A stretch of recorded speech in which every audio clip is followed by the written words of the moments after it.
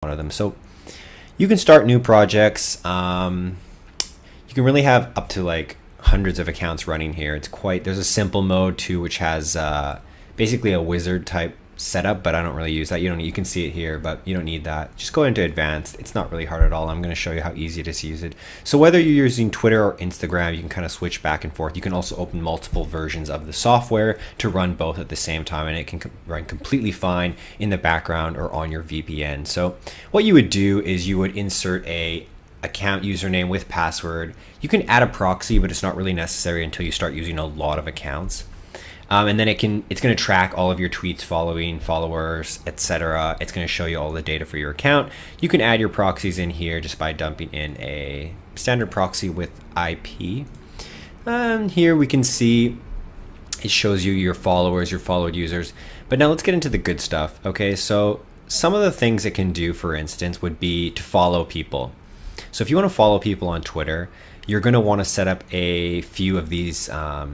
Follower ratio is pretty standard. You don't want to start following 10,000 people and only have like 4 followers. That's going to ban you. So you can disable or enable. You might want to put like something like 1.2, which means for every 6 followers you follow, you have to have 5 people following you, or else the software will not continue. You can set a limit for the followers that at each automated session, and then as well as for a daily. So you could do 25 follows, and then an hour later you could do another 25 follows, and then you can also set a delay between the individual follows. You can also unfollow people, so that you can kind of try, let's say you follow someone, they don't follow you back, you can just unfollow those people. You can do automated tweets here as well. So you would put in your custom tweets here, and then it would tweet them based on a timeline. Sorry, I don't have anything in here right now, so it's giving me a few error messages. You can retweet as well. I should just go back and set that. Reply, send direct messages. So how does the software figure out who to send direct messages, who to tweet, and who to retweet? Well, basically you can go to scrape users, and so the software in the background is going to be able to pick up users based on these here. So you could ignore users with no pictures, scrape only new results, and how many you want to scrape.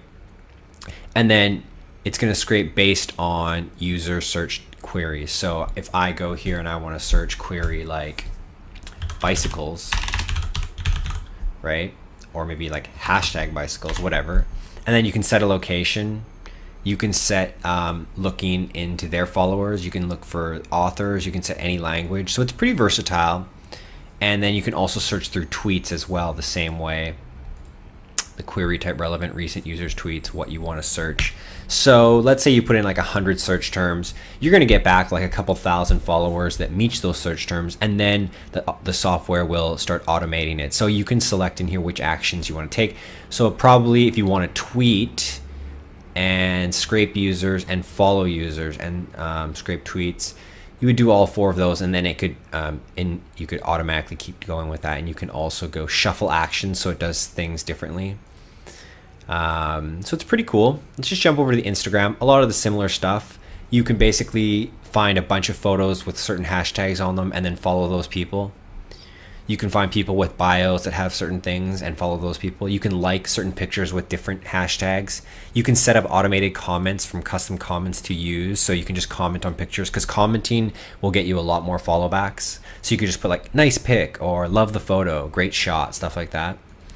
You can blacklist and whitelist on both Instagram and Twitter. So you're not going to be unfollowing and following like your friends or something like that. So you can kind of, they wouldn't know exactly what you're up to.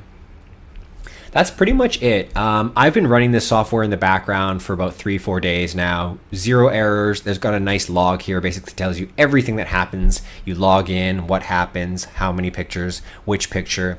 And what's really powerful about the Instagram is stuff like you can drop in so let's say we want to share a photo.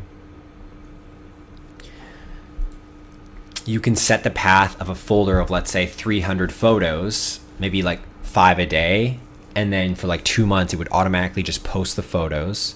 You can then set in those photos custom photo captions. So in here I could put a photo caption that's like check out my website in my bio, and then I could put like hashtag follow, hashtag IG daily, whatever those famous Instagram tags are. And then so every picture will have this caption on it, or you can have a bunch of captions to kind of randomize it.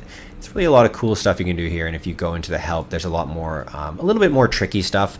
Not necessarily you'll be using it, but the basic stuff is here. You're going to be able to get either a ton of followers using this software, or you're going to be able to really easily batch post photos. So let's say you're in swimwear and you want to post like 100 bikini shots and then advertise for your affiliate site or direct linking to some sort of affiliate product related to bikinis or swimsuits or swimwear. So the idea is that users think about like maybe 21-year-old girl wants a new bathing suit. She's going to go on Instagram, hashtag bikini, hashtag swimsuit. So if you're constantly putting photos on those hashtags and you put nice photos, she's going to click on that. She's going to see your link. She's going to go and she's going to become a targeted lead. That's kind of the nature of Twitter and Instagram marketing.